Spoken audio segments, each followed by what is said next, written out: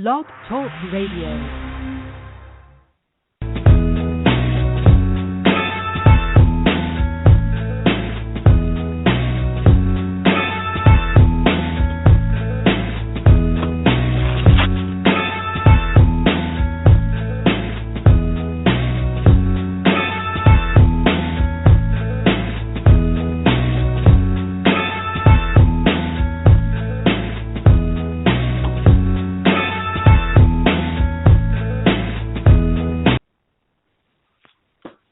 Hello, hello. I hope everyone is doing well. This is Ted Hicks. I hope you can hear me because I'm using a new microphone. This is Ted Hicks from the LMP show. Once again, connecting with you for the new year. I want to say Happy New Year to everyone. We got a pretty good show tonight. Rosalyn Ross coming in first up. We're going to talk a little bit about yoga, meditation, and maybe, sneak in an NBA question. Antwan Staley, we're going to talk NFL, the NFL playoffs. We're going to talk a little bit about the Rooney Rule and all of these openings and the Fritz Pollard Alliance. And batting cleanup is going to be Lee Vowell. We're going to be talking about baseball, beer, barbecue. Talk a little bit about Hall of Fame snubs. So before we get started, we want to thank you for once again joining us. My name is The Real Ted Hicks, and you can catch us various ways on the web, through Facebook, through Twitter, all the above. We want to thank all of our radio partners. It's 2015, and we want to thank them for joining us for the new year. Other than that, it's freezing up here. It's about, it's 12 degrees outside. I think the high for tomorrow is 19 degrees. So should be good. It's wintertime. Hope everyone enjoyed themselves over the holiday season. Hope you got everything you wanted to get. I hope, you knew about the real meaning of Christmas. I hope we've all taught our children, and our children are, could be our nieces, our nephews, sons, daughters, someone in the family, cousins, whatever, about the real meaning of Christmas. Along with that,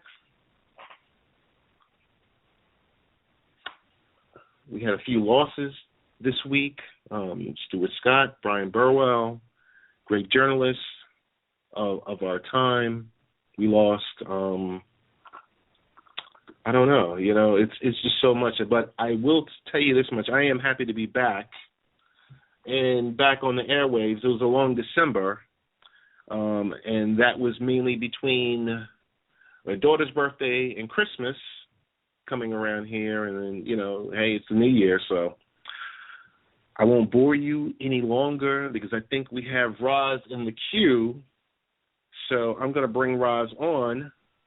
Roz, you hear me loud and clear? I do. The new mic is doing well. Oh, my goodness. Roz, you want to talk about someone who is nervous here?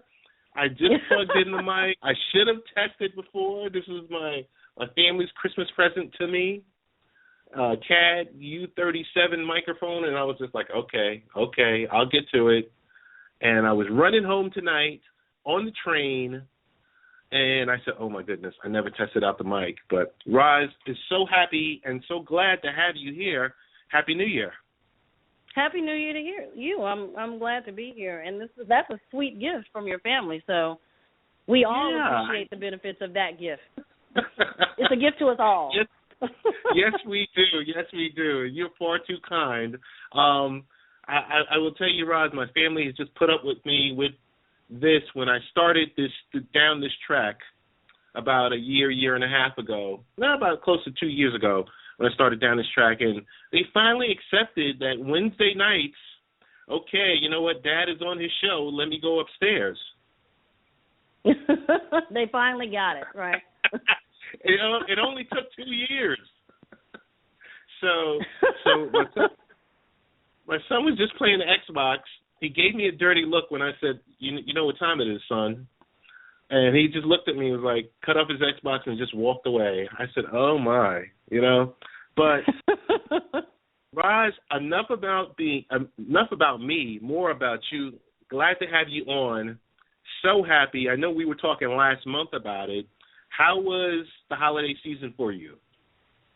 Oh, it was nice. I mean, it was, I guess for all of us, it's a time to regroup and set new goals, just in our minds, or maybe some of us do it on paper, but we recap the year and figure out where our scorecard is and what we want to look to the next year for and what we want to improve on, what stuff we want to leave behind. We do that in a lot of areas of our lives, whether it's professionally or physically or, you name it. So, I'm no different from anyone who's done that at the end of the year. So it's kind of like a regrouping time. And now I'm ready to roll. I'm glad to be here. First show of the year for you, and here I am, first guest. I love it. First show, 2015. Like I said, we've added some new radio partners, and we're really happy. But before I even get started with you, I want to thank Happy Hour Network, our good friend Lee Vowell, who will be on to close out the show, who I do a baseball show with, and want to thank him for just, when he started this on this network, I was on another network, and we started working together, and that was all due, believe it or not. I know you think I'm buttering you up. So just tell. No. Just so that you know, is when I listened, I think before I got invited onto the show as a guest on Mickey X, I was listening to their podcast, and you were on it breaking down the NBA, and I was like, hold up. I said, wait a minute. Who's on here talking about the NBA like this? I said, huh? What in the world's going on? But that was one of the things. Before we even get into the NBA, I want to talk with you about, my wife has been asking me about yoga and, yoga classes and meditation and those type of topics. And I'm like, huh? I'm like most guys. I'm like, and she's just like, I gotcha. Yeah. Because I remember a few years ago we went through the kickboxing stage, and I was okay, all right. So I want to open the floor and help the dads, help the husbands, that are kind of clueless. Well, at least I'll speak for myself. I'm clueless. I don't know about the other dads and husbands out there, but tell us all about that. Like, what's the mindset, and how do we approach something like that? Like, break it down for us. Well, I can go ahead and tell you that you're not, you probably are speaking for many husbands, dads, and brothers out there, because I've been teaching, I've been practicing yoga now for 11 years, and I've been teaching for 3, and it's always the same. There's a woman in there. I mean, there are some guys that have, particularly guys who've done karate and tai chi early in their lives. They kind of make the association pretty easily as it relates to yoga. But usually, especially, I just taught my first class of the year at the gym, which is which is where I can really gauge what's going on at the start of the year. And there's these women that always bring, I want to use the word drag, but they drag their husbands and boyfriends to class. And the guys are always pretty convinced that it's going to be just a lot of,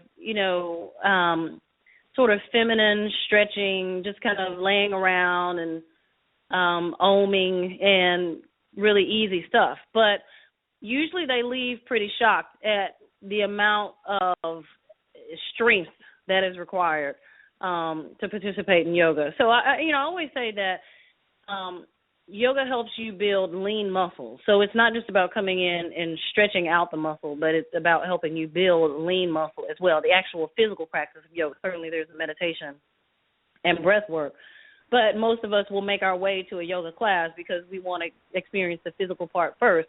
So guys out there, let me just tell you now, it's not just going to be you know, sitting down doing a forward fold over your legs for 30 minutes. It's going to be quite a bit of leg work and quite a few planks and it's going to be a workout for your arms and for your core as well.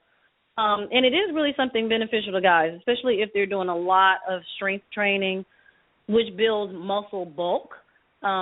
And then yoga gives you the opportunity to really get some elasticity to those muscles and stretch them out without losing a lot of what you build up in your regular hardcore strength training as well. So it's a great opportunity, and the amount of concentration that you experience on your yoga mat kind of sneaks up on you, and that is actually when it starts to make its way into a meditation practice, because the amount of concentration, you have to really sort of leave everything in the outside world.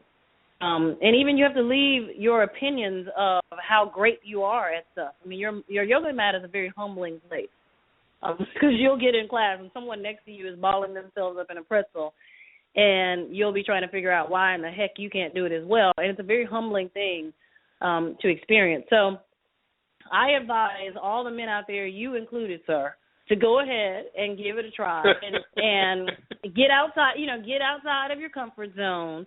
But expect a workout. Don't expect to sweat. That's the easiest way for me to say it. Expect to actually break a sweat. And there are certainly more rigorous forms of the practice. I teach a form where, for 45 minutes straight we move. I don't want to say it's like a dance, but it really is. You connect different poses to my awesome playlist that I build. But we move around for 45 minutes straight. And you build heat and you build muscle. So expect to sweat for sure. Wow. I mean, now, before you even get started, my rebuttal to that is, okay, there's a lot of 40-year-old dads out there. You're talking to one of them, and I'm like, okay, that looks very intimidating. Yeah. I don't know. Is it something that, are you noticing now that since it's the new year, more people are doing it or more people are joining your class because, new year, everyone jumps into the gym and, just starts off the year correctly. Has it increased in your class? Yeah, well, certainly. I teach, I teach 9 classes a week, so half of those classes are at a gym, and half of those classes are at what you would consider a traditional yoga studio, which that experience, is pretty steady all year. You get you kind of get the influx at the beginning of the year, but at a yoga studio, you've got people that are really interested in the practice. They're more familiar with it. They've read about it. They know someone that does it. It's pretty consistent there. At the gym, absolutely. My class on Sunday, and I fully anticipated this, but I was a little thrown off. We get to my class on this past Sunday, sit down, I get ready to start the class, and we always start, silently, and it's silent, and I'm like, okay, well, maybe it'll be the next Sunday where people will just be rushing in here, and maybe about 3 to 5 minutes into the class, probably another 25 or 30 people came in. So I may have had 40 people on Sunday, which is a huge, huge class by any standard. It's a huge class. And there were a lot of people that had never done it before. So there's certainly, there's the movement. Again, after you spend the end of your year assessing what you want to do differently, there's definitely going to be, at the top of the year, there's going to be these folks who say fitness is going to be an important part of what I do in 2015. The unfortunate part is, like you say, there's the rush to start it, and a lot of times people can't follow through on that. And that's something I would encourage people to really write that goal down and, but watch it, on a week by week basis. Start to notice how you feel, whether you feel better, whether your muscles feel longer. And I will say to men that you do have an advantage. Of course, it looks intimidating. If you've seen any of the pictures I put up, I generally put up pictures that are equal part flexibility and strength. So one day you may see me balancing on my arms. The next day you may see me, doing the splits. So I try to put up equal parts flexibility and strength. But I will say that men come in with the leg up because most men come to yoga stronger and women come more flexible. So while your wife probably